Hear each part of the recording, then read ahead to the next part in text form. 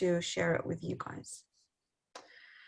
All right, what's happening is, oh, by the way, this session today does not have any agenda. There will be no announcement of any program. I do sometimes run specific webinars in specific sessions where we announce on any program that we offer. We do have, but this is not the agenda of this session. This is purely a session that honestly has no intention whatsoever except giving you as much clarity and guidance as possible to prepare while you're having an exam. Sorry, the pandemic at the moment. I've got to mute someone. Okay, if you can just make sure that you're remained muted, please. Okay. The thing is, what's happening is when you're having a pandemic, it went beyond ADC exams. It went beyond any normal course or any normal preparation. It went, the whole world changed. It affected everyone, whether you're rich, poor, passed your ADC or not, failed your ADC a million times or not, live in Australia or not. Everybody got affected some way or another. I already saw so many problems even before a pandemic like this has happened. And now I'm seeing this trend getting even worse. And what I mean by that is people used to put their lives on hold just for the ADC. Imagine the feeling that you are putting your life on hold during a pandemic. What does that cause?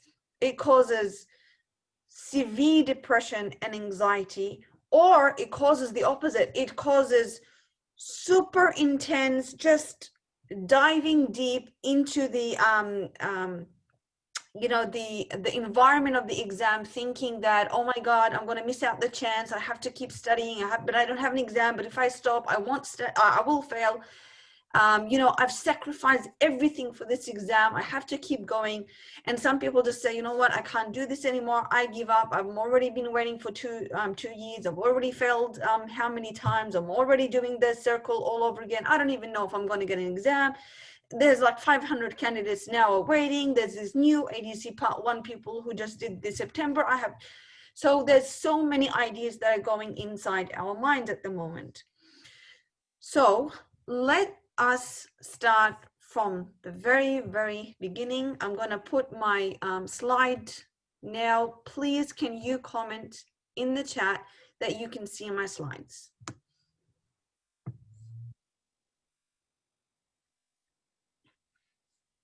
Anybody, please. I need just one person to confirm that you can see the slides. So I can, okay, perfect. Thank you for that. Thank you. Beautiful. Thank you, guys. All right, let's start. So how to prepare for an exam or for ADC during a pandemic.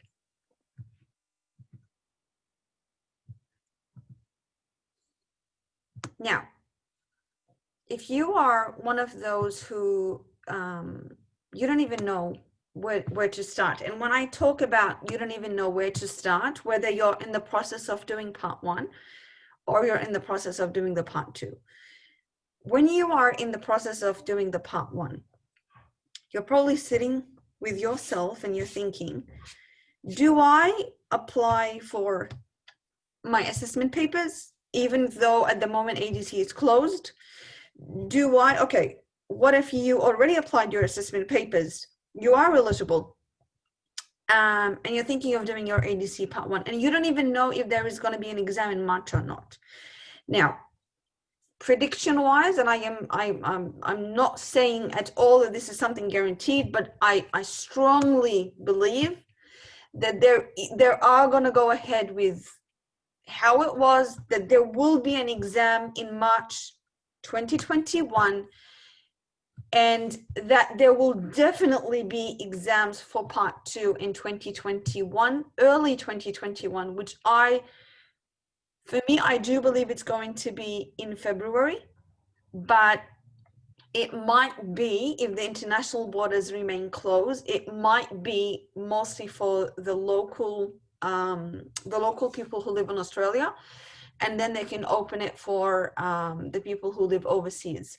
There has been a lot of exemption, so people are able to enter the country and leave the country. Yes, there is like a lot of quarantine and there's a lot of policies, and you've got to wait for 14 days, and you've got like to apply for certain passes, but it is still possible. So ADC is a business in the end. It doesn't matter that it's a not-for-profit or not. It is a business. There are employees. There are people. It's governed by the government. You know, it's employed by the government. So they need to go ahead. They have refrained from doing anything, and it has been even more unfortunate that Melbourne, which is the place for the Part 2, got hit way worse than any other place. But they will go ahead. They cannot afford to wait that much longer.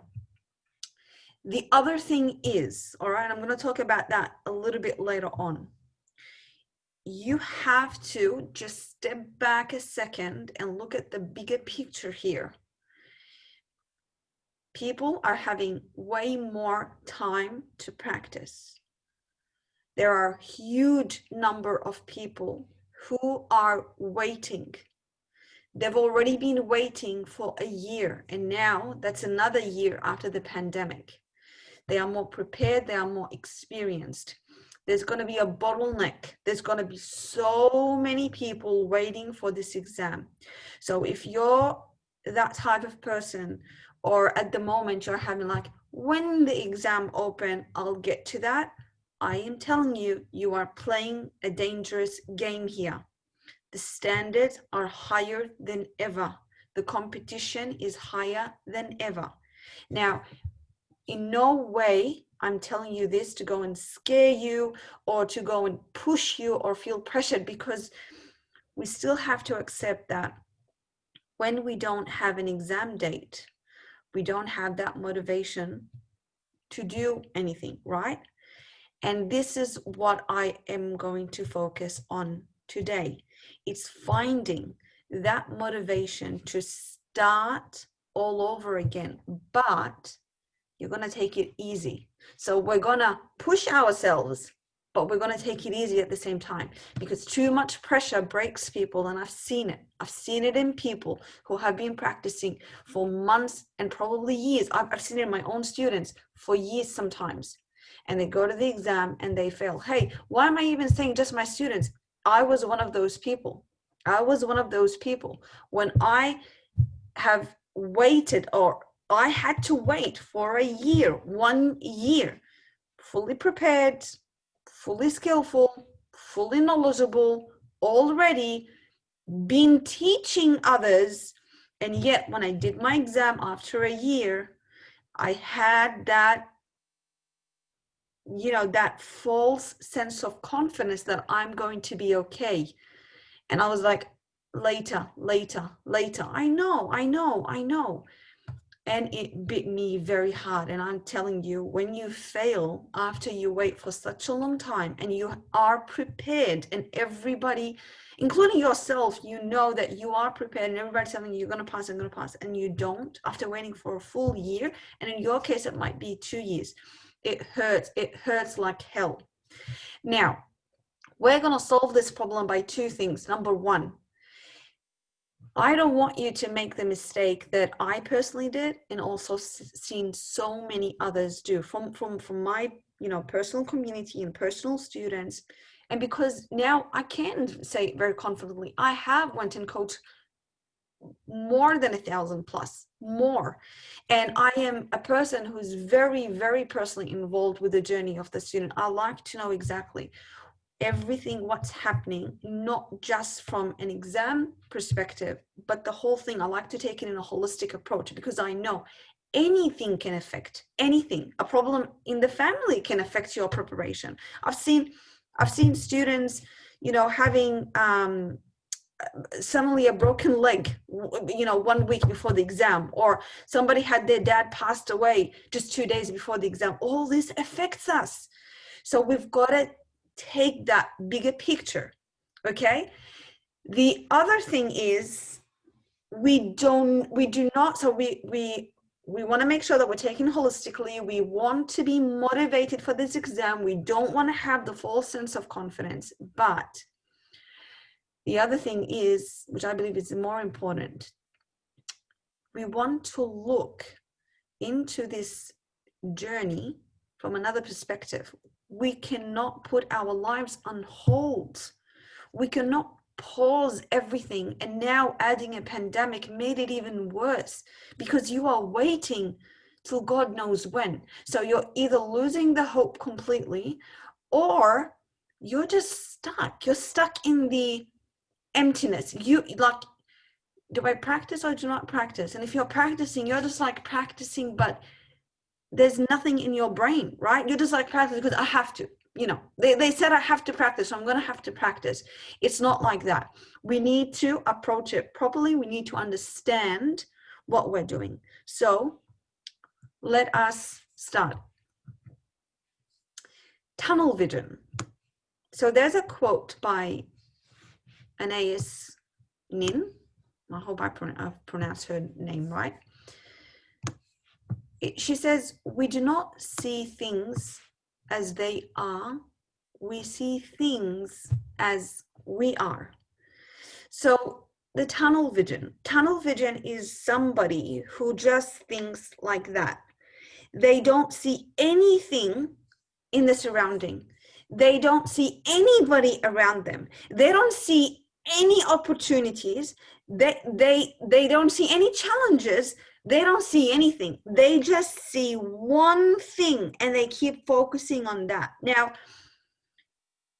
in general, we're going to say, great, when you have a goal, you want to remain focused, right? You don't want to be distracted. But when you have a goal that we know is very big to achieve, like anything in life that is worth working for, we know that if you remain only focused on that and ignoring everything in your life, it's not going to work. It's going to crumble on top of your head.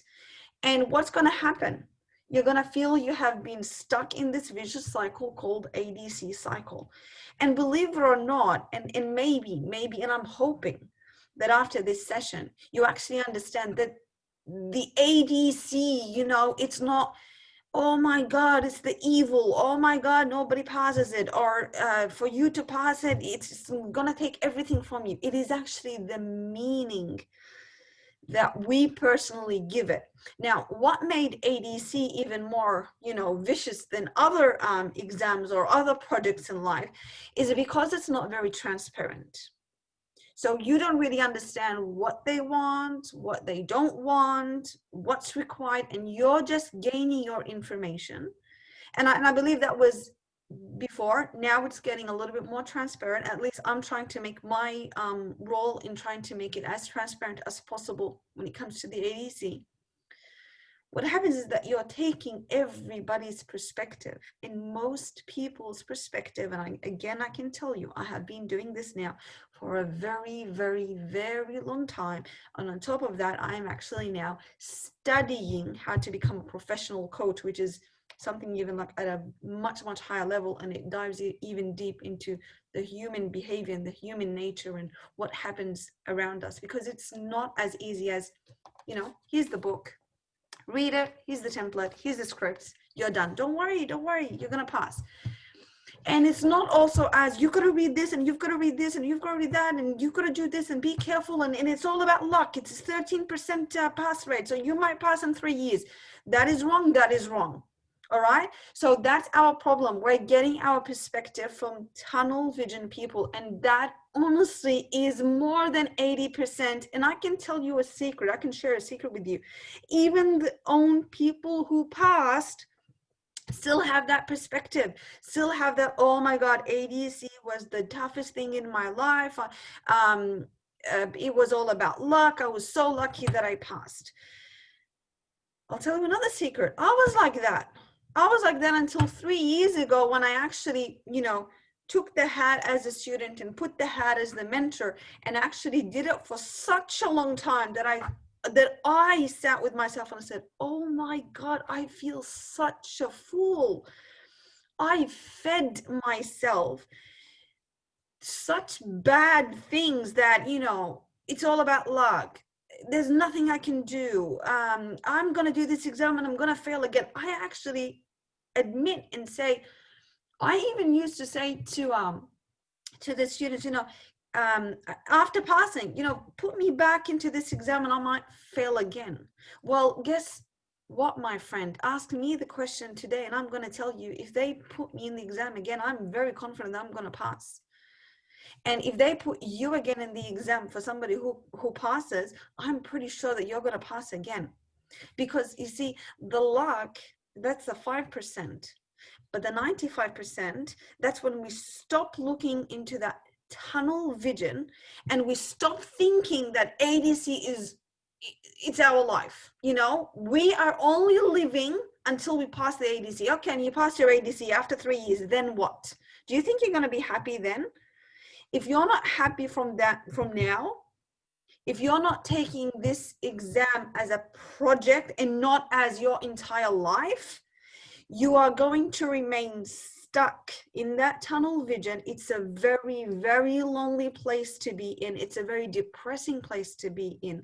And God forbid, imagine if you've waited that long, you've prepared that well, and you do the exam, and for some reason you fail. What's going to happen to you? And as daunting as it may sound, but it's the truth, there is always that possibility that you might not have hit the mark. You're going to tell me it's status quo. There is a part of it that is status quo. Everything is status quo, even with immigration. 1 year they open it, 1 year they pressure it down. But there are still people who go through it. There are still people who pass. There are still people who get visas. So if your time was not today, right? Guess what? It's not the end of life. You're not going to give up. You're going to keep going because, yes, it was not right for you then, but when the time comes, so it's not if I pass, it's when I pass. You've got to feed yourself that. You have to keep telling yourself that. It's not if I pass, it is when I pass, which means you are going to pass. Some people, it takes them 9 months. Some people, it takes them 10 years. Now, why 9 months and why 10 years? We are going to discuss this a little bit further down the road, but there are a lot of things that plays in perspective. And again, every person has their own personal experience. I don't want you to be 80 years of my life, but I don't want you to be, you know, whenever happens, it happens. I'll just keep doing it. And I see people like this. If you're thinking that way as well, oh, it's an exam, I'll just keep doing it. What are you doing? You're just running through a hamster wheel. Why are you doing it? What's the purpose? You probably never asked yourself that question. Now, having a vision. So why are we doing what we're doing? So for us to not have that tunnel vision, for us just to see, you know, it's just the ADC and that's it, and I don't see anything else, and that's why I feel so depressed that there's a pandemic at the moment, and please just let this pandemic get lifted because I don't have a job, I don't have money, I can't do anything. I can't practice. The training centers are closed. The Melbourne is closed. I have nothing. What do I do? Stop the tunnel vision. Have a vision. But having a vision, it means basically there's a goal, right? So having a vision is a powerful tool. It means that you are honoring your goals, aspiring towards them, and taking risks to expand your horizons. ADC exam is a risk by itself. It's a big exam, isn't it? It's a huge exam. The best of the best passes, a very, very hard competitive exam. it costs a lot, you know, even if you take out all the courses and the coaching, you know, even if you take out the home setup required for the part 2, it still costs a lot. It costs money and it costs time. But if the goal is there and the vision is there, it will be worth it, right? Now, sometimes our visions for ourselves subtly turn into tunnel vision. We get so focused and so isolated in a goal or in that vision that we don't see anything else. We just see what we want to achieve, which is the ADC. And that is when the pandemic hits you really, really, really hard.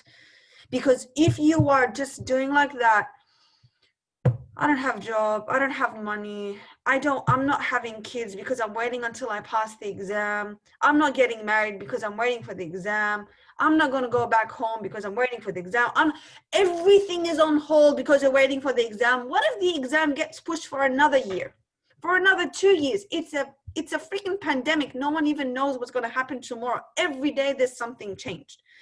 So do you get now how it's so dangerous for you to have that tunnel vision, whether you're doing it consciously or subconsciously? You have to be very, very careful of this. Why? Because believe it or not, it's going to affect your ADC preparation. Again, it's a vicious cycle. It's a vicious cycle. It all starts with how we think, what kind of meaning we're giving, or sometimes we're just doing, and we have no idea even why we're doing what we're doing. So we get affected by the external factors way more than others.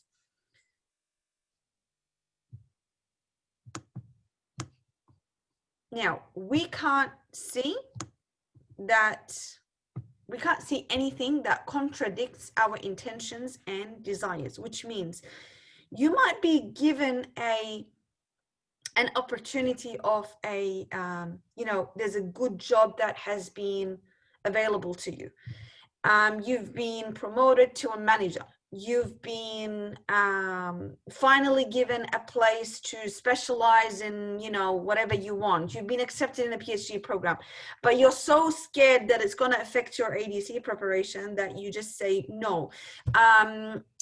You and your partner are so just desperately want a baby, but you don't want to do it because, again, my ADC, what if I get pregnant? What if my wife gets pregnant? Too much money, too much thing, I can't do it. So we stop seeing anything around us that actually can create opportunities that is way beyond that you think. Anybody who says, I have kids, I can't prepare. Guess what? I have kids, and many like me have kids. I was pregnant in, the exam that I passed, and I was pregnant with twins. Not even one, it was two, right? I'm sick. I was sick. Actually, I was, a couple of years ago was diagnosed with cancer.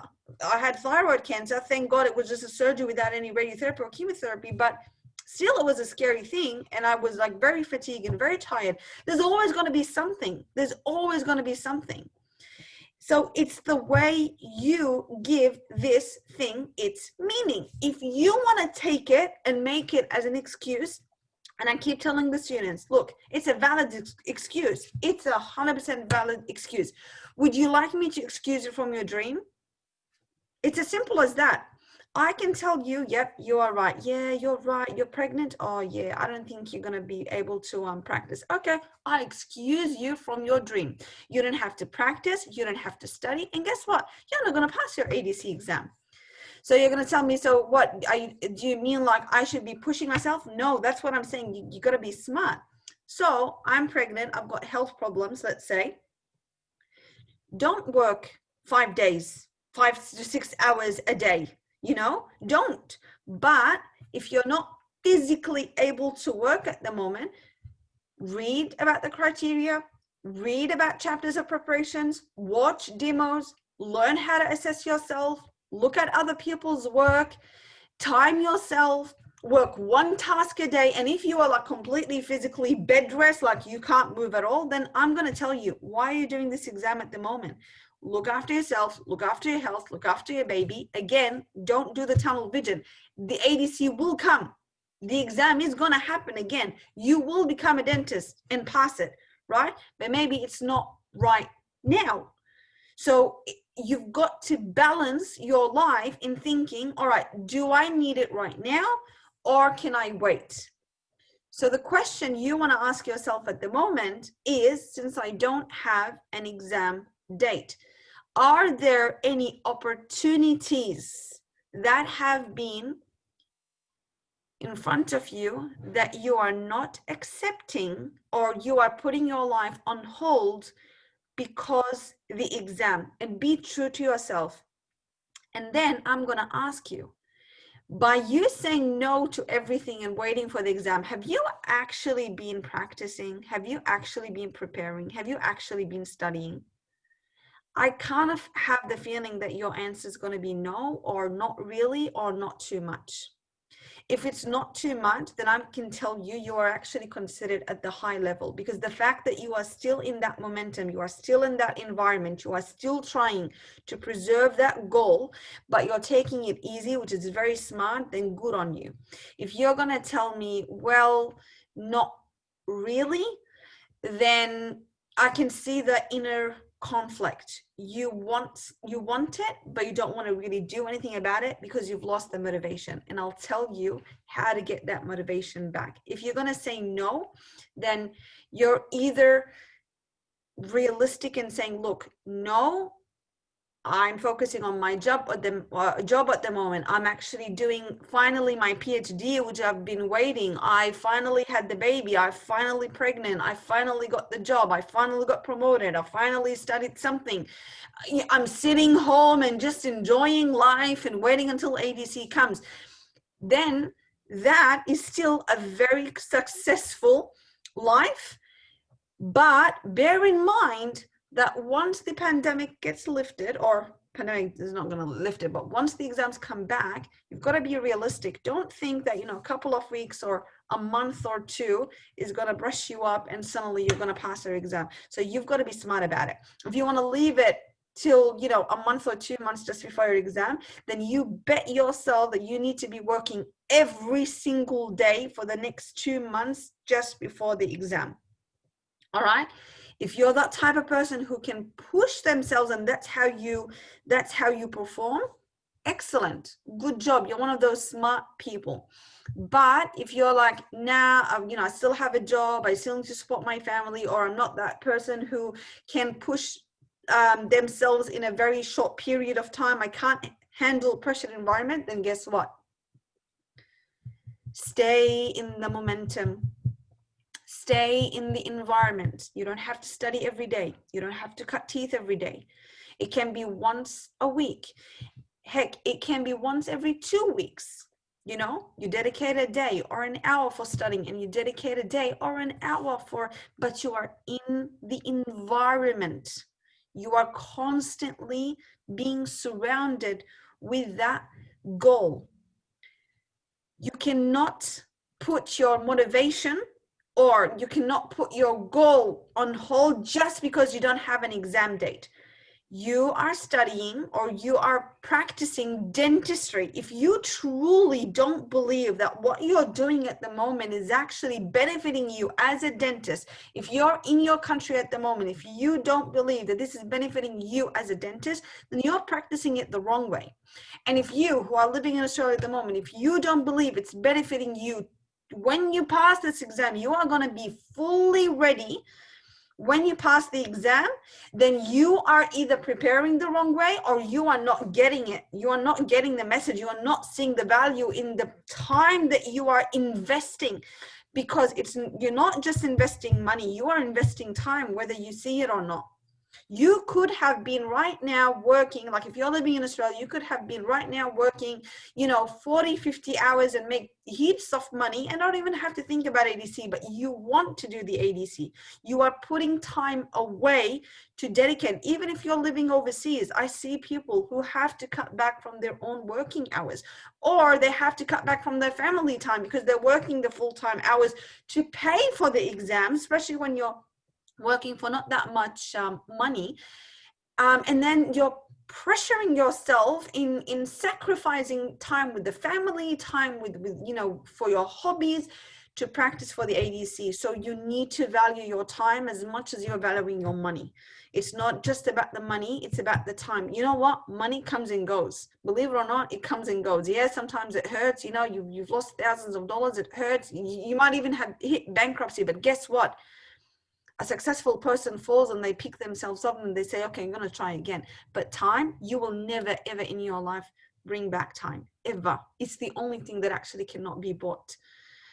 The moments that you're missing in life, you know, one day, if you actually don't even wake up, if you know, God forbid, die today, what have you really done? Have you really lived your life? Have you really done the things that you want to do? Have you really felt fulfilled? Have you really achieved other goals in life? Because life is not just it's not just ADC, right? It's one goal. I've got to mute someone. All right. Now, the concept of life happens for us, not to us. You might be thinking, are you kidding me? What good, you know, a pandemic happening? What good that the exams got cancelled and I don't have an exam? How many of you here have put on hold so many things, and now that after the pandemic has happened, you've actually started doing it or thinking about it, or for the first time you're actually breathing and you're connecting with people? There is always challenges in life. Now, this time the difference, it happened to everyone all at the same time. But it's been happening every single day, even before the pandemic. It's just different people.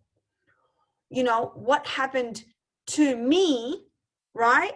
You know, 3 years, actually even four years. If I just explain to you that it took me 2 years just to actually apply for part 1, like not even like failing, that took 3 years, but 2 years just to apply. Like, give me an exam. Can you give me an exam? 2 years. There was no pandemic. I actually arrived in 2012 back in the country. So like I said, I used to live here. I was raised here, finished my dentistry overseas, decided, got married, had kids, came, and I said, okay, I want to do my ADC. It was 2012. They say, yep, you need to do an exam, an English test. I said, oh, that's easy. I'll do an English test. I tried to get exempted. I said, look, I do speak English as a first language. I do understand English. They said, no, you've got to do it. I said, okay, I'll do it. Do the IELTS test. Get, I think, 9, 9, 8. And then in the writing, I get 6.5. And you have to do the 7. All right, so you've got to get 7 in each. So I get 6.5. They say you can't apply for part 1. You've got to wait. So I wait for another batch. They say it's closed. We actually are changing the system. That was when, you know, part 1 in 2014 got changed, and it became SBQ instead of the so scenario-based questions and MCQs instead of short answer questions and MCQs. And they said you can't apply. And when I went and did my English test again, the results took such a long time, because the second time I decided not to do IELTS, I decided to do OET. But the OET, I had no idea that it takes 3 weeks for the results to come out. So I lost the last exam that was conducted, which was, I believe it was March 2013. And they said, you have to wait until March 2014. And by the way, from March 2014, you're not going to need an English test. So I pay for 2 English tests. I wait and I don't even get an exam date, and my English test got expired. So when I actually passed my ADC exams, it got expired well before, so I had to do it all over again. Now, in that time, you know, if you want to think about it in a positive way, not in the negative way, I said, okay, I need a job, right? I need money because I want to practice. I want to do a course for part 1. I want to actually sit for part 1. I don't have money. We had nothing. We literally, I graduated. Me and my husband were students. We graduated and we came immediately here, and I already had a year-old daughter. So I said, okay, I've got to work. Look for a job. Husband can't find a job whatsoever because English language barrier, no experience. For me, I applied within 6 weeks of arriving to the country.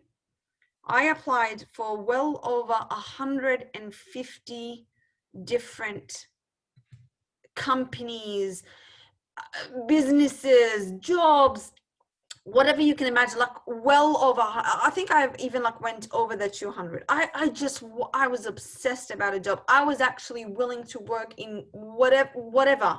It didn't matter to me. I just wanted a job because I wanted to do the ADC. I needed the money. We've got to pay for rent. We have a little child. Whatever money we're getting from the government, it's not enough because my husband wasn't eligible to get any money, right? Because he was a resident. I was a citizen, but he was a resident. He was put on like a temporary restriction, which in that year they decided that they're not going to pay temporary residents anymore. So everything I felt was working against me. One job picks up. I remember even applying for a telesales job, which I actually got. I got the job, but then my husband and uncle said, "Oh, are you kidding me? You're going to work in telesales. Just keep looking for a job." So the following week, I actually got an interview with government as a dental assistant, and my resume. And look how the things that now I'm looking back, I'm like, if I see a resume right now, like I actually reached a stage where I manage a clinic. I'm a principal dentist in a clinic, and I'm a managing director, and I hire and fire all the time. So I actually look now, me looking and saying, oh my God, if somebody gives a resume like this, I would have just ripped it and put it in the bin, because now I understand, I know, the standards. But in that time, why I got the call, because they were so desperate in finding someone that they've interviewed me despite I was an overseas dentist. And I'll get to that in 1 second, in 1 minute. So remind me about, do you put your name, or do you put that you are an overseas dentist or not on your resume when you're trying to look for a job? And I'm talking about you guys who live in Australia. So despite I was an overseas dentist, they interviewed me, and thank God, because I have very good communication skills. And it's not just about the English. I know how to talk. I know how to communicate with people. They said, we only considered you because when I was 17, I worked in an embassy in Saudi Arabia. So I worked in an Irish, Embassy of Ireland, or Ireland Embassy, and I was a secretary trainee for the ambassador himself. And that was the only reason they picked up the phone call. They said, we needed somebody who's very good in, working in high pressure area, because it's a public. So I was working amongst 3 hospitals where they needed someone to be called immediately and work as a dental assistant when it's needed, but also to cover the reception. And they said, we looked at your resume and we saw that's all what they saw. They saw you worked in an embassy. And when I worked in an embassy, guess what? When I was 17, it was 17 or 18. It was the time that when I was back in uni, I think I was in my first year, And being this, closed off from a very conservative family, living in Saudi Arabia. I mean, imagine living in Australia, then suddenly at the age of 10, go and live in Saudi Arabia, and suddenly go to Jordan and live by myself with my grandparents and studying dentistry. And I always felt like I was stupid. I always felt like I was an idiot. Everybody used to tell me, you're from Saudi Arabia, your high school is very bad, your education is very bad. And it was true. 99% of people who came from Gulf countries, or who had their education from there, their education was not that strong. So I let them tell me that I'm not good enough and I'm stupid, and I actually believed it. On top of that, I ended up having problems with both my thyroid and my back. So my thyroid cancer, it actually started, back then, but it's after 12 years that I actually was diagnosed, like, genuinely with cancer, and had to remove my thyroid. So I had to drop dental school, go back and live with my parents, and had no idea if I was actually going to study dentistry again or not, because I failed and my health was not very well, and I got really depressed, like really, really depressed, to the point like, I don't know who I am, I don't know what I want, I don't know what's going to happen. So I get this internship, with all this chaos. I hate my life. Why is God doing this to me? Why everybody's hating me? I don't deserve this, blah, blah, blah. I get this internship. Oh, yeah. And it was unpaid. And I kept complaining and complaining. It's unpaid, that, they're making me do files. They're making me do this and that. And guess what? I get a job.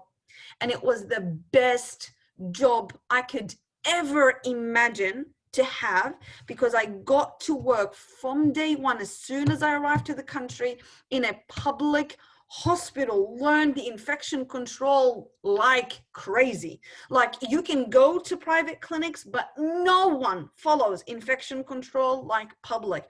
And their organizational skills and their hierarchy, their systems, getting to assist more than 13 dentists, surgeons, prosthodontists. I assisted in jails. I assisted as a dental assistant in mental health and drug and alcohol addictive patients and people coming with coughs. The experience I gained, and they were paying me like $900 a week for the full time. And I was like, oh my God, I am so rich. Like, to me, that was like, oh my God, this is amazing. And I, paid rent and saved money for my exams. And this is, by the way, just like one story. I can go on and on and on and on, but I'm not. But that's one example of life happens for us, not to us. It's the way you look into, the challenges. Are they actually problems? Are they actually challenges? Are they actually obstacles? Or are they actually opportunities? If you give the meaning that this is an opportunity, so, okay, you're going to tell me what kind of opportunity, Lena, I have right now during a pandemic. If you're living in Australia, why not find a dental assistant job? It pays very well. It's very good exposure and experience. Now, you stop right there. If you're going to tell me, I tried, I applied, no one wants me. Did you genuinely try, number one? Did you consider actually doing a certificate 3 because it really helps? Look, in the end, once you pass, and if you're a big dreamer, not even a big dreamer, you should be thinking that way. You want to open your own clinic, or even if you don't want to open your own clinic, you want to work in a good company or a good clinic. You want to manage your staff well. What better way? Because we're always going to be different from local graduates. Oh, no matter how good you are, I don't care how good you are, I don't care who trained you, I don't care how many courses you took and that you pass with A's everywhere. There's always going to be that gap in education. We are different from them.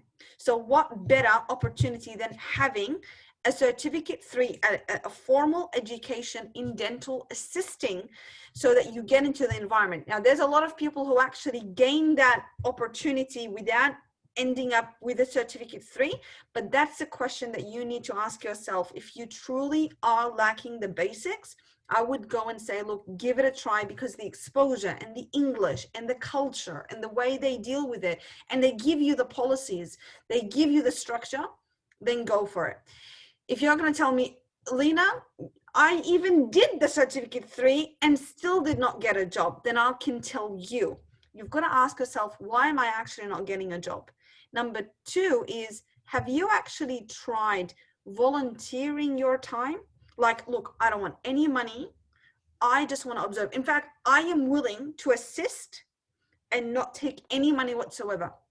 Just let me assist. Let me assist. Let me be in the environment, even if it's 1 day or 2 days.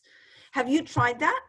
Because again, the amount of experience that you can get without having a pressure of an exam, you know, pressing on your head at the moment, might actually end up helping you passing your exam, which believe me, if I go back in time, because I worked as a dental assistant only for 1 year, and then I got an admin job, which was a pretty good job in another public hospital, Liverpool Hospital, and I worked there for 5 years until I passed. I actually worked even after I passed, and then I let the job because it was such a good damn job. A good paying job, until like I finally just, you know, worked full-time as a dentist. So I actually now, I thought about it just today. So today I'm gonna celebrate a mini win with you guys. So today I actually placed my first implant. Woohoo! Finally I've been like waiting for years and years to finally you know, get into the implant training. So I placed my very first implant today. And while my mentor was he was assisting me, and I was the dentist, and I was like, I wish I would do anything right now. I swear to God, right now, if I didn't have my, you know, the ADC business, and I wasn't working in the clinic and managing a clinic, and thank you, Irina.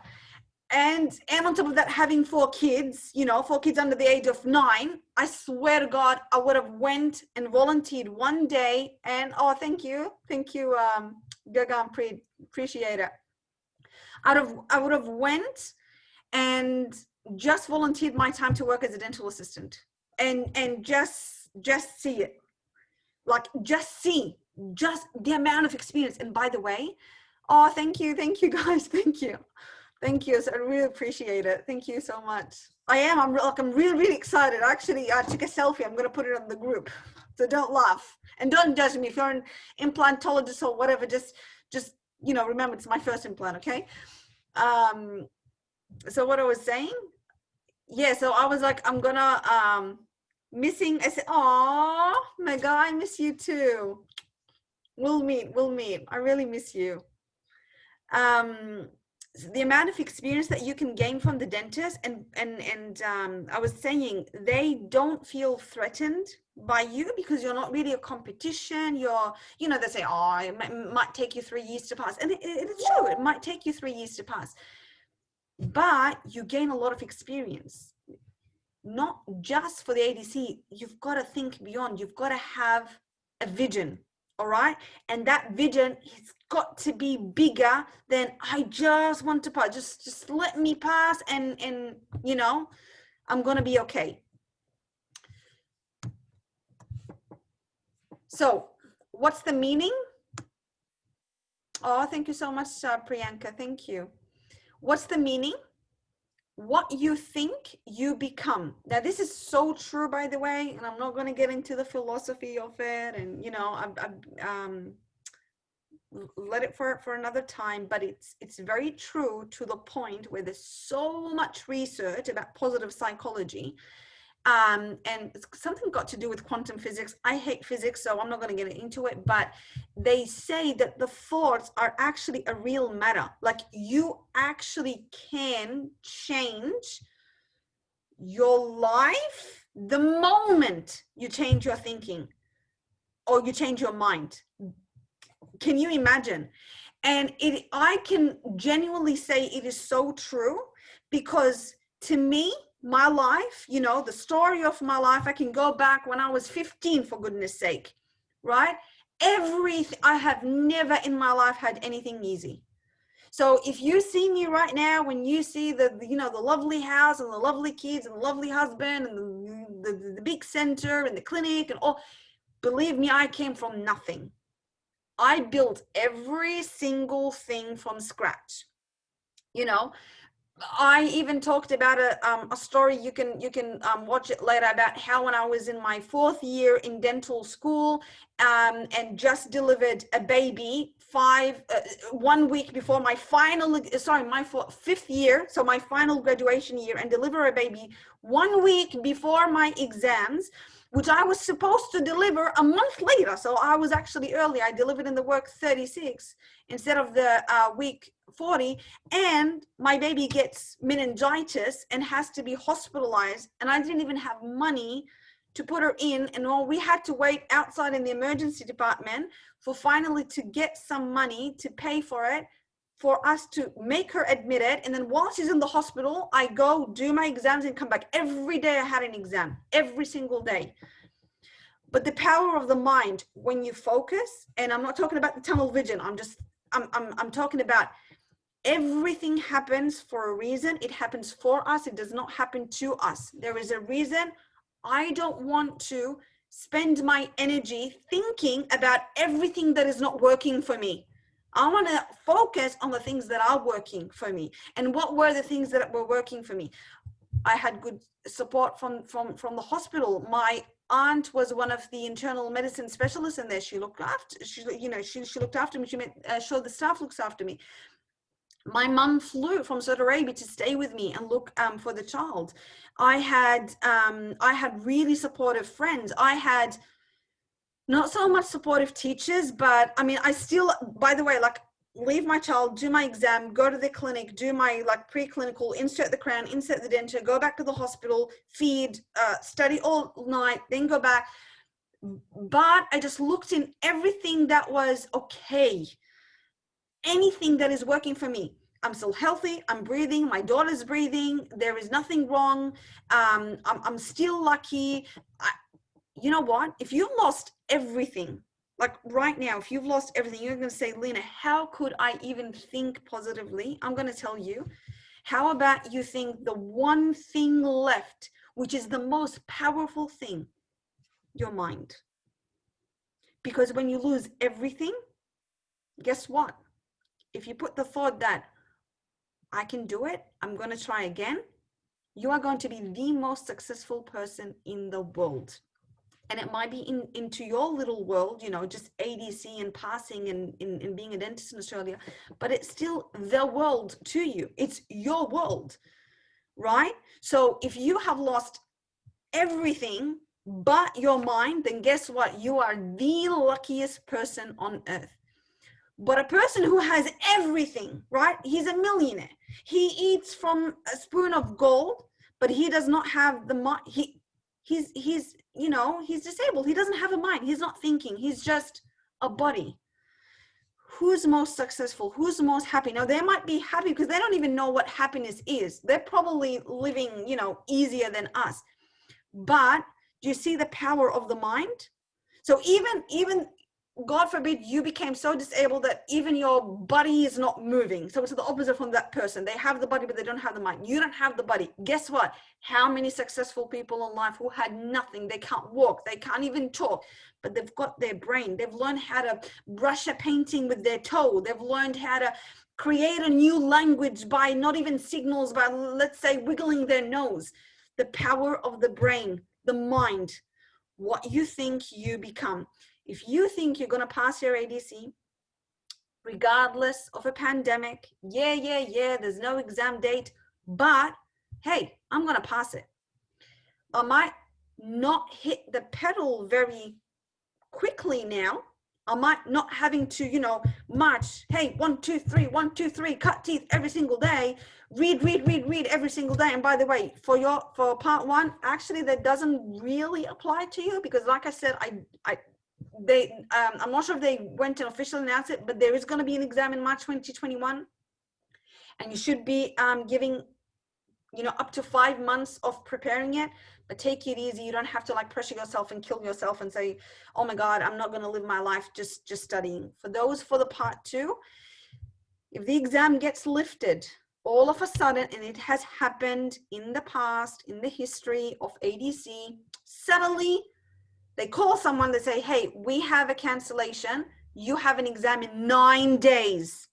Guess what? I had 3 people happening to that. One of the girls was literally sitting next to me. You've got an exam in 4 days. Do you want it or not? Because if you don't want it, we're not going to give you an exam and you need to do your part 1 again. You've got to be prepared. Oh, thank you. Thank you, 3L. Thank you so much for that. You've got to be prepared. We have to be prepared for life, because what? Life happens, challenges happen, pandemic happens. Tomorrow there's going to be something else. Make an audit. Audit of what? It's auditing time, right? Audit your life. Are you happy with your health? Are you happy with your relationship? Are you happy with your finances? Are you happy with your community? Are you happy with the hobbies? Are you happy as a whole? Or is everything is not even being thought of? It's just the ADC at the moment. And I'm telling you this, by the way, you might be thinking, oh, what does that have to do with anything? I can tell you. Once you pass, don't think you're suddenly going to be happy. I actually, when I passed, I was like happy over the moon the first couple of days. It dragged up to a month. I couldn't even believe myself. I like screenshotted the results and said, if they change their mind, I don't care. I took a screenshot. I don't care. I passed. If they change their mind, I'm going to celebrate. I passed regardless. But then guess what? Nothing. I felt nothing. Couldn't get a job as a dentist. When I got a job as a dentist, I actually felt miserable. I'm like, I feel so alone. I feel so unprepared. And that's why I'm telling you, you should be thankful that the ADC exam now is in this system. And I'm not just talking about part 2, I'm talking about part 1 as well. Very clinical, a lot of practical knowledge, a lot of clinical experience, a lot of communication, a lot of reading from TG, training your hand. It was so predictable to us that we knew it's always going to be a canine on a 2-3. It's always going to be like in my time, for the first time ever, it was a canine on a PFM on a premolar. And everybody was like, oh my God, we never packed it. Like people were like that. They were like just robots. They were just like cutting 2-3, 1-3. And it was like a 3-6 and a 4-6, the teeth, that's it. They knew that it's always going to become like this. So after these years and me feeling, very confident, I was like, okay, I am the best communicator in the world, but I don't know I forgot how to diagnose. The last time I passed my part 1 was 2.5 years. And guess what? It was different. It did not have that many SBQs like it has now. So you are actually lucky that you're getting to spend more time in actually reading and preparing and studying and practicing, but you have to see the value. You have to. If you are in that tunnel vision, if you are studying or you are practicing because I just want to pass my exam, then guess what? You might not pass your exam. And if you do, for some reason, because there's a lot of behavior things in the exam. I've talked about that in the past. And for those in part 2, you know what I mean. Like, especially for those who are in my community, you know what I mean. There's a lot of behavior. So it's got nothing to do with the techniques and with the tips. It's a lot of how you're presenting yourself and how you're behaving in that work, in that environment. So let's say if you even got away with it and you exhibited that behavior, who said that you're going to find a job? I've seen people waiting for another year to 1.5 years until someone looks at them because you don't have any local experience. And guess what? Because I work in corporate as well. So not just the private clinic that I work in, I also work in a very big corporate clinic, Pacific Smile. I'm pretty sure whoever lives in Australia knows it. And I've collaborated with them a couple of times and been referring people who passing, actually even before passing, I've been referring them, some people for dental assistant jobs and some of them for dentist job after they pass. And they always say, we actually prefer hiring when it's an overseas dentist. We don't look at the years of experience before their ADC. Believe me, and I'm sorry if I'm rude, it means nothing to them, okay? But they look into what's the experience they had in the local. So you, who probably felt like me, had a crushed soul for 3 years, you weren't able to work as a dentist, and you were working as a dental assistant, and then as, you know, as an admin, and like, I'm assisting this person, I know more than him, I'm experienced more than her. You know, you're human, we feel that, we're dentists, you know, let's admit it, okay? We've got our ego. And we're looking at those people who are still in their countries and working as dentists, and you're going to say, you know, God damn it, I'm wasting my life. Actually, you're not wasting it, because they prefer people who work as a dental assistant for at least, you know, even if it's just 6 months, but they've worked long enough in Australian clinics. They prefer them over the people who have overseas experience. Even if those overseas experience have like tons of, you know, valuable, priceless experience, unless you're from some certain countries, they still, you know, will consider you. But look at that.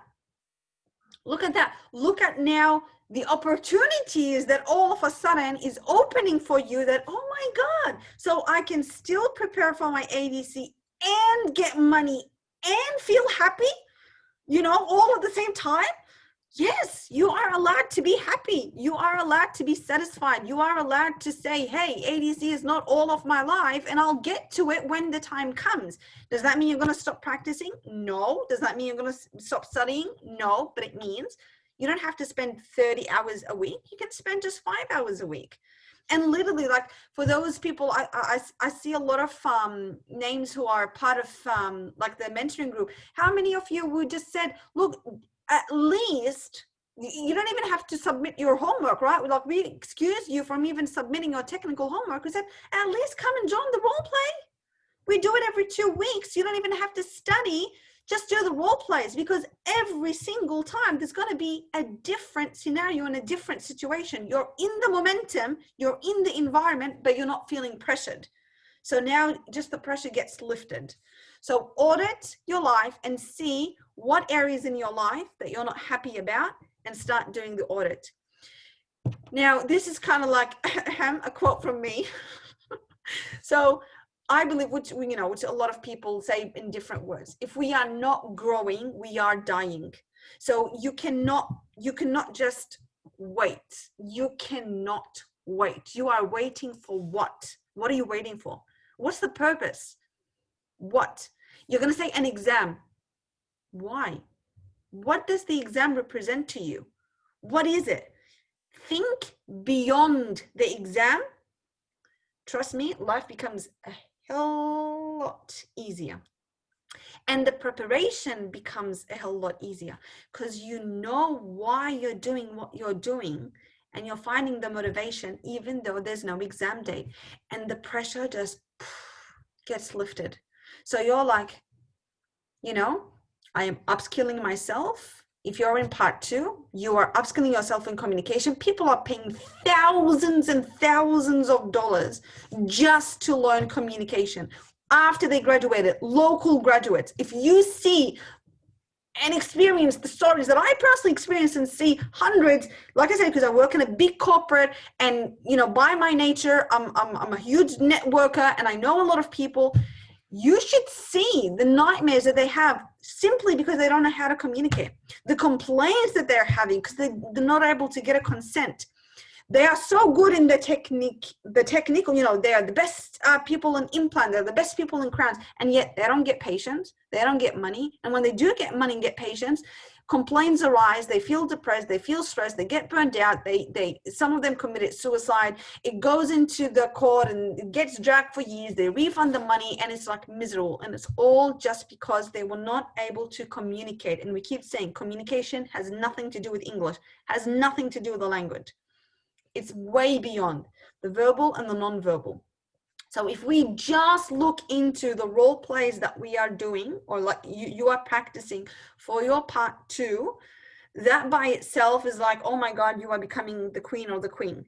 For part 1, if you realize, I am studying right now, even though I don't have to, but I'm reading, especially after giving now the part 1, I had to go back again and make sure, you know, the answers are good. So I'm going back and reading again and again. Every time I'm learning something new, and it's so needed because it's so clinical. Before, I honestly felt ADC was a waste of time. It was just wasting my time. I was waiting for 3 years for doing nothing. Now I'm very careful with my language. I still say no. Now when I look at it, it was preparing me for these moments. It was preparing me how to become, you know, my admin job prepared me how to become a better manager. Now managing actually dentists and nurses, and I'm the one who's responsible for the strategy of the whole clinic. Like the owner said, here's the clinic, you do whatever you want. My communication and me obsessing about, you know, the workshops and attending all these CPDs. By the way, I used to attend conferences and CPD workshops even before passing ADC. In every workshop you find me, I'm there. I'm doing, you know, crowns, composite, root canals, even before passing, because I know that just that certificate is just one part. There is a whole other journey after it, and I want to be prepared for it. I don't want to waste time. All right. So if I need to wait for a year or 2 until I pass my exam, I'm going to goddamn use this time properly and upskill myself in whatever I want. And sometimes it can be just like a hobby. I want to learn guitar. Hey, go and learn guitar now. You might never get the time after, right? So looking at turning the obstacles into opportunities. If we're not growing, we are dying. So we always got to go that way. And it's going to be the same thing in your preparation, in your ADC. If you're like that, you're dead. You know, your ADC preparation is dead. It doesn't have to be like that, but it's got to be steady. You can't hit a plateau. It's got to be like that. You need to remain upskilling. Do not fool yourself, okay? Believe me, do not fool yourself in saying, I know everything, because you don't. No one does. No one does. Even those who passed, even the professors, even vouchers, even who create ADC, no one knows everything. There is always something new to learn. You're good in PFM, challenge yourself in the 3-6. You're good in 3-6, challenge yourself in the 2-6 while it's rotated. You're good in that, challenge yourself in a 1-1. Who says that a 4-1? Who said a lower central might not come? Especially now that you have enough time to practice, and ADC has been unpredictable for such a long time. It's changing a lot of stuff for both part 1 and part 2. COVID hit, a lot of guidelines are changing in regards to medications and in regards to infection control. TG actually changed twice after the new version came out from the electronic version. Things are changing. Are you really and truly going to tell me that I'm prepared? If your answer is yes, you are fooling yourself. And if you failed, you're going to say, well, I wasn't lucky enough because it was the status quo. If you say no, and I feel I will never be ready, I'm going to tell you, you are going to pass. You are one of those successful people, because that's how we are. We are lifelong learners. We learn every single day, even after passing. My goodness, the things that I learn every single day. My goodness, even when I show up to our sessions, how much I learn from you guys, you learn from me, we learn from each other, we hear from something, and it's so beautiful, isn't it? It's that community, it's that environment. So stay in the environment without any pressure. I cannot emphasize it enough. We're gonna go quickly. I'm always like talking. Most important thing is your why. Be very, very, by the way, this exercise, before I started studying coaching, my business coach, so I have a business coach and a mentor. I actually have so many mentors and so many things. And that's one of the secrets for successful people, which I thought, I know, like when I opened the business, you know, like ADC coaching or the mentoring, when it was back in my place at my home, it was kind of easy, right? And I wasn't like doing a lot of marketing. I just like had my small community. I was seeing up to 10 students a day, and that's it. And you know, everything was through word of mouth. But then when I, you know, founded the center, the actual center, and now, like, thank God we have 9 full-on dental chairs, and like with so many things in the center. But I've made so many mistakes when it comes to like business-wise. I wanted to give up so many times, and I was like, I don't need help. I don't need help. You know, what are they going to teach me? Actually, you need a mentor and a coach in every single thing. You know what? Even parenting, now I'm thinking to get a parenting coach, like to help me how to properly, you know, not raise my kids, but how to give them a routine. Because especially I have my 3-year-old twins now, like they're out of control. I don't know how to control them. So like I need help. Hey, help. Especially that I'm, you know, I'm a busy person. So I want help. I have a high performance coach to help me in time management. I have a finance coach, not just the accountant, but somebody to actually help me know how to save, how to do superannuation, how to protect myself. Even me as a dentist, I had no idea, being a sole trader, I might be talking a bit too advanced, but anybody who kind of has, you know, any sort of background about it, because after you pass, you're going to become like that. So anyway, I found out that I was putting myself in such a dangerous position, working as a dentist under an ABN, you know, like an individual person, versus if I opened a company. So not only E-DENTA has a company, but I actually became a company when I'm, you know, contracting my services to patients. Apparently I could have, you know, if somebody sues me, my indemnity insurance might not even, because we're talking about Australia here, you know, if you get sued and the your insurance doesn't pay, they might chase you for your house and your car and whatever. So imagine these big things. You don't know what you don't know. So we should not have that ego and saying, I know everything. We always need to be humble enough and get the advice of experts and say, look, I need to help. What do you advise me to do? Now, nearly every single person, and to a point, I got so sick and tired of that question. I said, hey, I know my why. Okay, you don't have to tell me anymore. Your why. Why are you doing what you're doing? Why? Now, I was like, you know, in the business. Oh, why? Because I want to help people. Okay, why do you want to help people? Because I want them to pass their ADC. Why do you want them to pass their ADC? Because I want them to have like the lifestyle that I'm having now. I want to help them achieving the lifestyle that I have, because I can see the other side now, and it's so beautiful. And I want them to have it. Why do you want them to have it? Why do you want to help them have it? Because I felt lost when I was doing, and they said, stop right there. What did you feel? What did you feel? I said, I felt lost. I felt miserable. I felt depressed. I felt lonely. I've lost thousands of money. I wasted 3 to 4 years of my life doing nothing but obsessing about ADC, did not live, had, you know, was always going to break up with my husband because everything I was thinking about was ADC, didn't even see my children, you know, delivered my baby boy, didn't even know him for 2 years. I was just focusing about ADC. And when I passed it, after such a battle, I said, I will never, ever let anybody go through what I went through. And they said, that is your why. That is your why. You have to remain focused on your why. The why and by the way, your why needs to be bigger than you. It starts with the surface. It starts, I want to pass my ADC exam because I want to work as a dentist. Why? Why do you want to work as a dentist? Because I want to get money. Why? Why do you want to get money? Oh, okay, I want a better lifestyle. Why do you want a better lifestyle? Me and my husband want to live without having to worry about money. Why?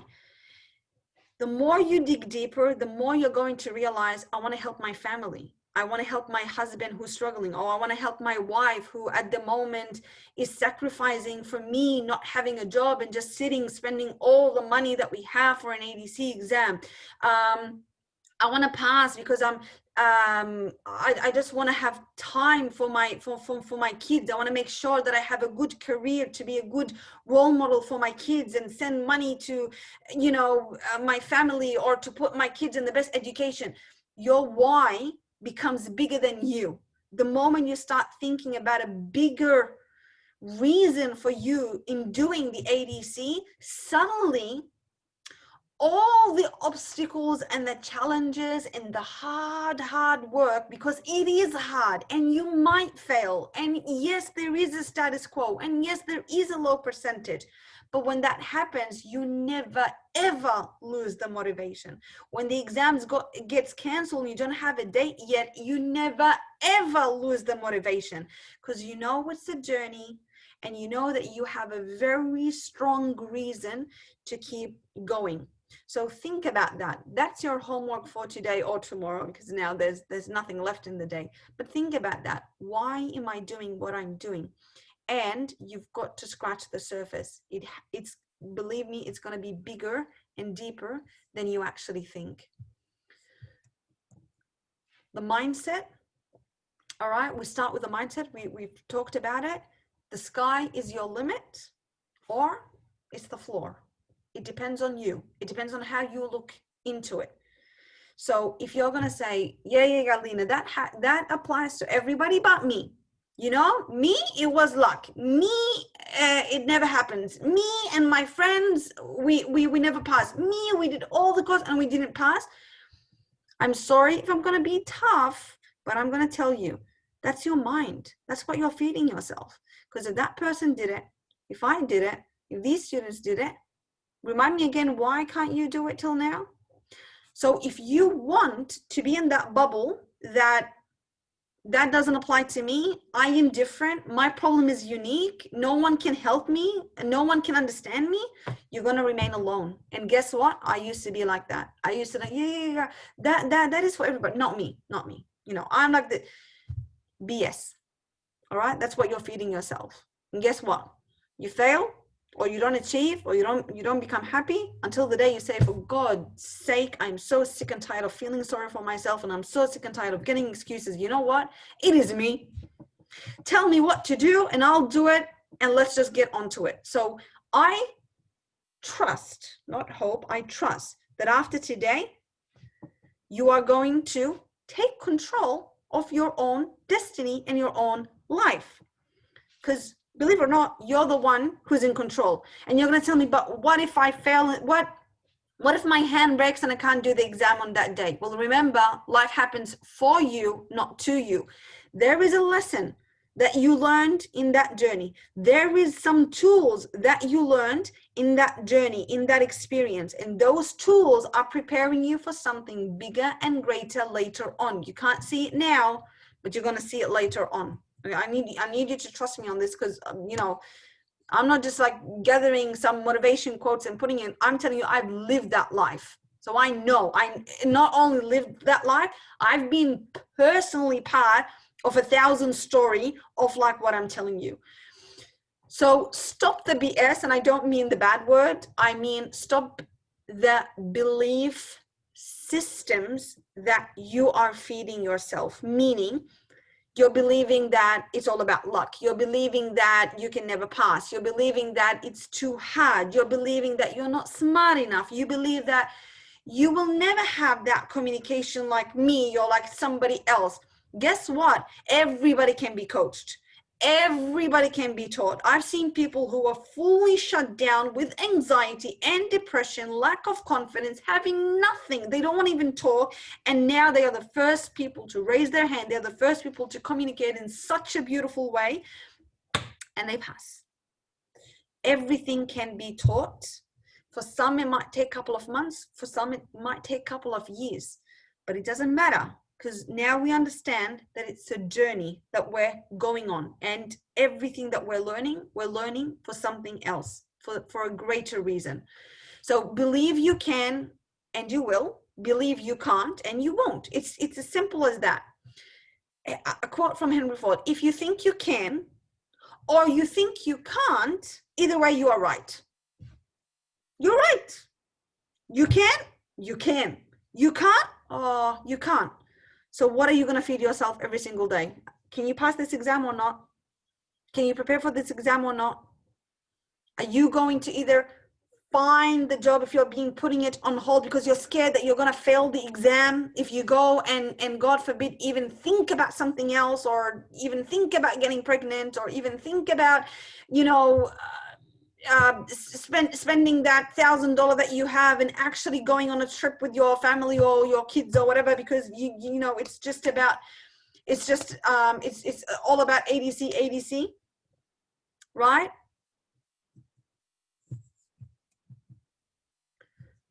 So the power of the mind, now we talked about it. Now we know what the power of the mind is. And by the way, if you're going to say, Lena, I love this, you know, I want to change, I want to study, I want to do this, but, you know, I have kids, I have a family, my job is too hard, I don't have time. Change your environment. So you're going to change your environment either by walking away from what is causing you the problem. If you're telling me, you know, my work is too stressful, then walk away. You're going to say, but I can't. This is my job. I don't have anything else. All right. And you're not willing to find another job? No, this is everything. I can't. You know, this is my job. Perfect. Change your mental environment then. If you can't change the physical environment, change your mental environment. Oh, my husband doesn't support me. He doesn't let me study. I have to cook and I have to clean and I have to do this. Okay, talk to him. No. He will never understand. He's, you know, very traditional. He has to let me do all this. Okay. You can't change your physical environment. Change your mental environment. Stop complaining. Stop making it affect you. You know, if you have to steal time for a couple of hours to go and practice, then steal it. Honestly speaking, the quality of the work that you will do and the quality of the study that you will do will be 10 times more than if you had it all together and you had the freedom to do whatever you want. So the power of the mind, you can't change the physical environment, change your mental environment. Okay. Stop thinking about what's not working and start thinking what is working for you, and what is not working for you, either change it or change the meaning of it. Instead of making this is hard, just say, this is a lot of work, but I can do it. This is not possible. Nah, it is possible, but it's going to be hard. That's it. It's just the way you interpret things. That is the biggest, and I hope that it makes sense. I hope that you actually find it relevant to the actual preparation. I hope that I have not disappointed and that you thought it was about something else, because that is the biggest thing you need to master during the pandemic for your ADC preparation and beyond, and after the pandemic, and the day you get your exam date, and even after passing. And I hope you remember me even after passing, and that whatever I'm saying, it clicks. Even after passing, you'll understand why we're saying what we're saying, because everybody gets stuck on this. They get stuck on the structure and the frameworks. Everybody gets stuck. So you probably came in today and you thought, oh, she's going to talk about strategy. She's going to talk, you know, from 8 to 9:30, you are going to study the chapter 1. And then from 5:30 to 6 o'clock, you're going to focus on, you know, polishing the composite, right? That's strategies. This is information. That is advice. That's tips. That's, you know, frameworks, books, courses, that structure. Everybody gets stuck on the structure. They don't perfect the mindset and the environment that takes them into absorbing the strategies and the information and the advice, where has little to do. Because I'll tell you something. If I give you all the strategies and all the advice and all the tips, but you don't have the motivation to do it, are you going to do it or not? You're not going to do it, right? So are you going to get results or not? Are you going to see any improvement? No, you're not. Then what's going to happen? You're going to say, you know, I did it and I studied and, you know, I did everything they said, but still I didn't get any results. And I'm kind of like talking more about the time when, you know, especially when you have an exam, okay? Because everybody is focusing on the strategies and the information. They never focused on what takes it to absorb the information and what takes it to apply whatever strategies they have been learning. And at the moment, you are finding the lack of motivation to apply the strategies and information and advice And that goes back into the mindset. And that's why I wanted to make sure today that I focus on what actually matters to push and move the needle toward an action. So I can give you then the strategies and the information. You probably, more than half of you already know the strategies and information, but now you have the fuel to actually start applying it and using strategies that works for you. Okay? Because everybody is different. Everybody learns differently. So your projects, now we understand we've got our exams. That's one life project, one, right? And then we have life, but life is actually not as simple as that. It's like this. So this is the wheel of life, and you know, you can Google it. There's like tons of things on it. So actually sit down with yourself and do a good self-reflection and a good audit about every single part of your life. And ADC goes, where is it? Here, just career and mission. One pie, right? And this can affect other things, and these can affect this thing. And that's why you find people who knows everything, who's so skillful and so knowledgeable, and they still fail yet again and again and again. Because they focus on the structure and they forgot about the mindset, and they forgot about the mentality and their environment. They forgot about stress and the time management. They've been pressuring themselves and trying to perfect everything when they can't. You will never perfect anything. You've got to let go. You've got to embrace the imperfectionism. You've got to embrace that you might not end up reading every single book, which you'll never, even if you swear to me that you've read it, you'll never read every single thing. You'll never ever feel fully prepared, but you need to feel that you are prepared enough. You have to have that feeling that you are prepared enough. And I want you to like genuinely ask yourself at the moment, if you have not been practicing ADC for such a while because there's no exams, do you really feel that you're still prepared good enough? Do you still feel if they lift the restrictions? And most probably, like I said, most probably February. I even have a feeling before, but like I don't want to go and, you know, over predict things, but there's got to be definitely February, because usually they always take a break during December and January, and then in February they open. I'm talking about part 2. And there's going to be, since they went ahead with the September exam, they will go ahead with the March exam for the part 1. So please ask yourself, are you really ready? Are you really feeling that you are good enough? Are you really consistent? Because if you know everything, are you actually consistent? Have you tested your consistency? Because that's what got me the last time. I knew everything. I had the structure, I had the frameworks, I had the strategies, I had the information, I had the advisors, I had the skills. But my mindset was all over the place. I focused on the strategies too much, to the point where I actually, after a year, went to the exam and then yet failed again.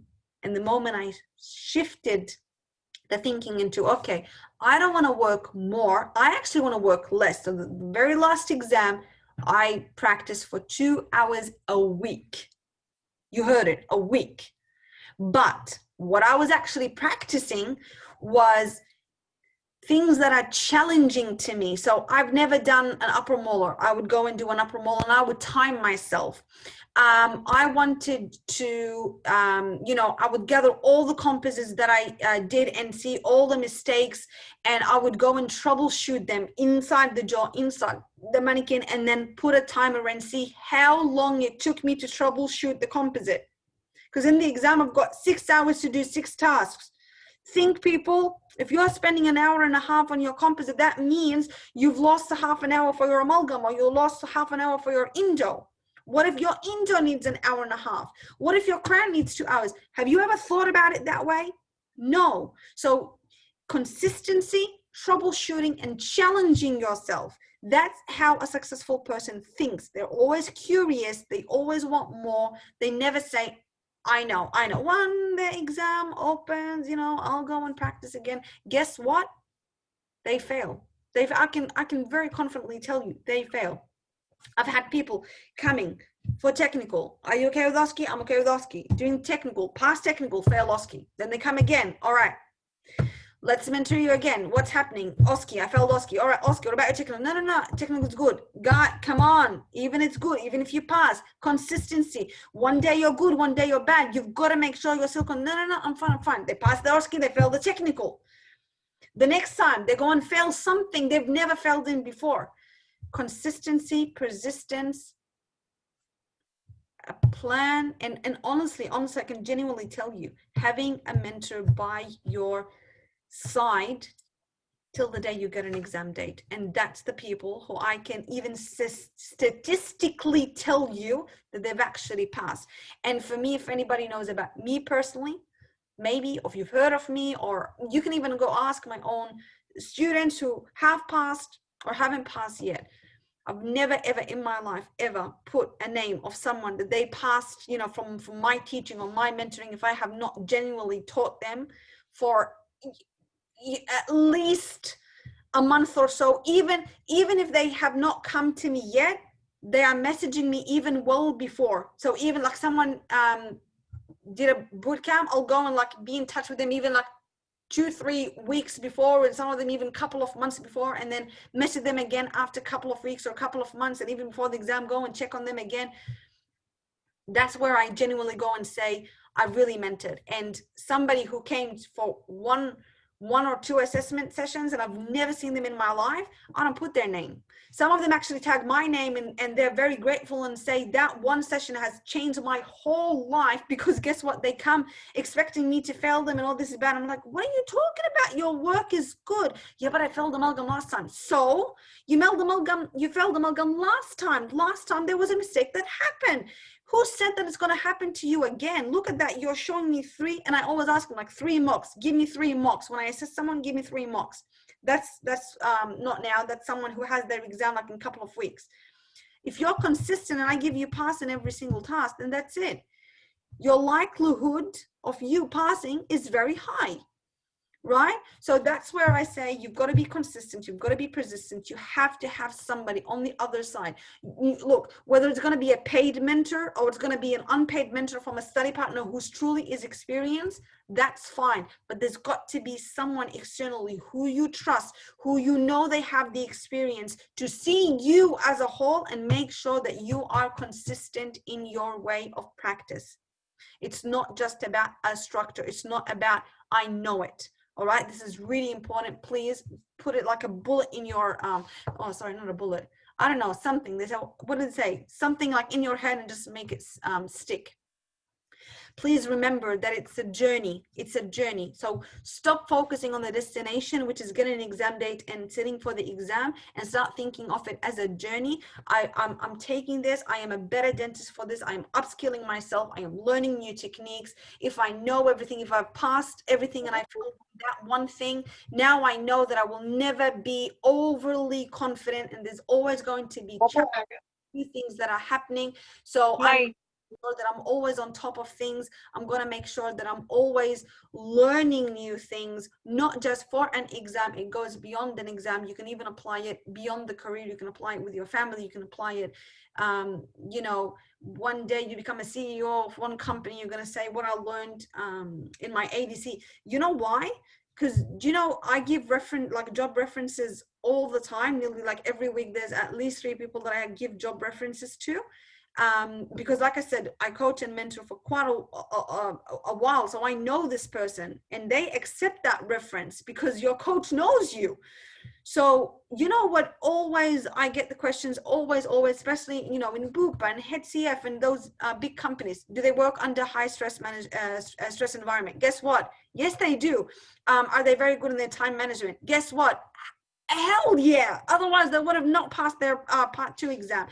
Are they organized? Of course they are. Otherwise, they would not have passed their part. Is their communication good? I can say 100% because I've done the role play with them. They would not have passed their exam if they do not have good communication skills. So everything that you're learning is helping you in your journey beyond the destination of just getting an exam and passing that. And if you, God forbid, do not pass it, yet again, the tools that you have learned, you have no idea why. Next time, you're going to smash it. In regards to the implementation, so the implementation is the actual doing. So now we've worked on the mindset, we've worked on the structures, we've learned, you know, the tips and the strategies, which today for this session, we did not get into it. We focus more on the mindset, and we focus more on the, we're going to actually focus more on the implementation. Don't be in the mind of surviving, be in the mind of thriving, especially when it comes to the ADC. Now, I'm going to tell you, it's 100 times more competitive than it was before. Now it is 100 times more high standards and high stake than before. Be careful. There are people out there that are experienced now well enough. I can tell you from my own students, there are some of them in my mentoring program that have been with me for now. We're almost reaching a year in a consistent basis, being taught and being coached and mentored and taking courses and the demos and the assessments on a consistent basis. And this is their first attempt. And I swear to God, I know that they're going to pass. I know they're going to pass. Be careful there. And I tell them, you've got to be careful. What used to be accepted 6 months ago is not accepted now. The standards are higher and higher and higher. Do you know how many people are waiting for a part two exam? Not even a part one. Part one, just March exam got cancelled, the March 2020. Part two, there's a lot of exams that got cancelled. There were people who were waiting for a year before the pandemic, and now they waited for another year. So they've been waiting for 2 years. They've done this exam a couple of times. COVID-19 is making the standards even higher and higher, especially in infection control, and even the way you're doing your technicals and your skill dosking. Even the way your communication, the litigation, the lawsuits is getting higher and higher and higher. Please be careful. The standards are getting higher and higher. So what you thought was accepted before, think again, my friend, 10 times your effort. Increase your standards, okay? You want to thrive, you don't want to survive, all right? So start doing that.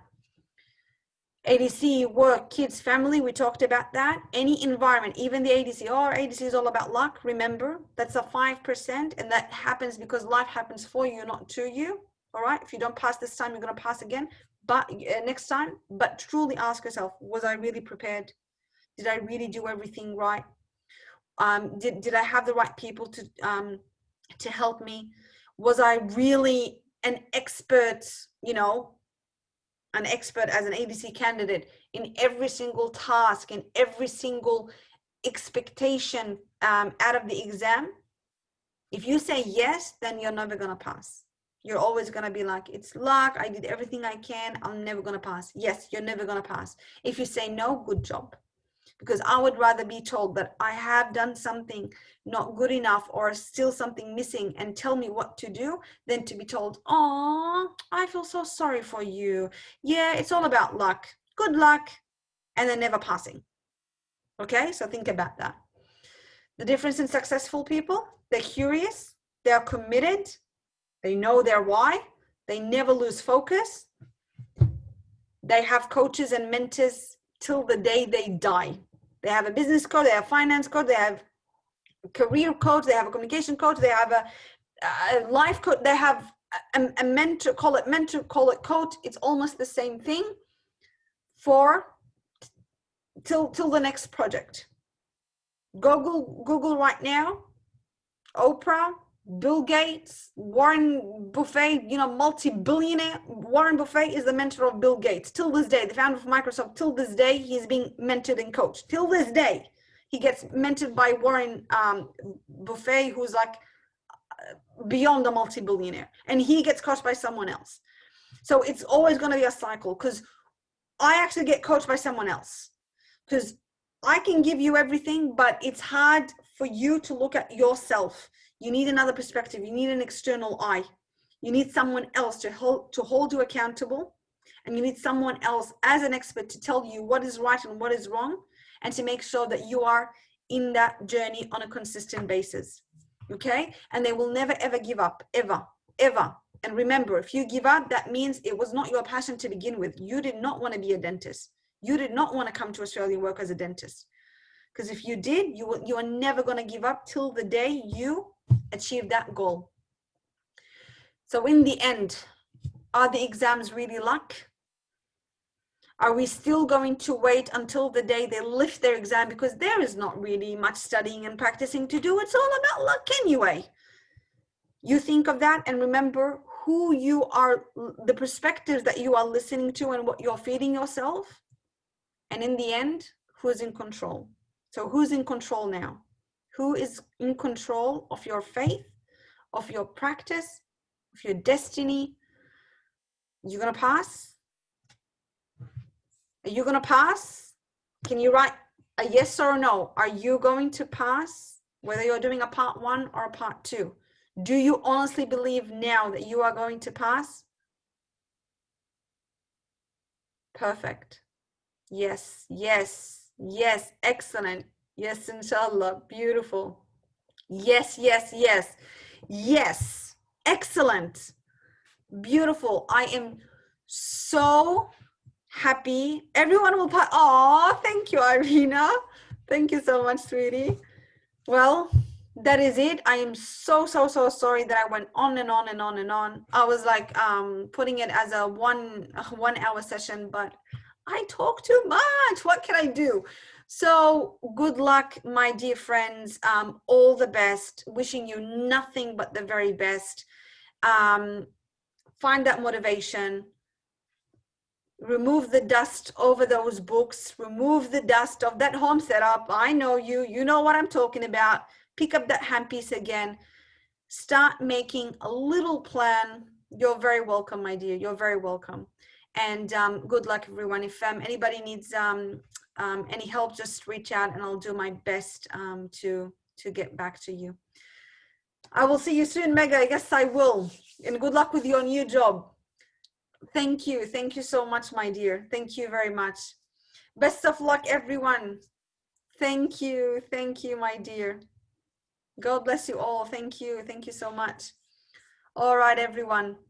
Good night for those who live, for those who are living in Australia, good night, and good evening or good afternoon if you're living somewhere else. Best of luck, everyone. Bye.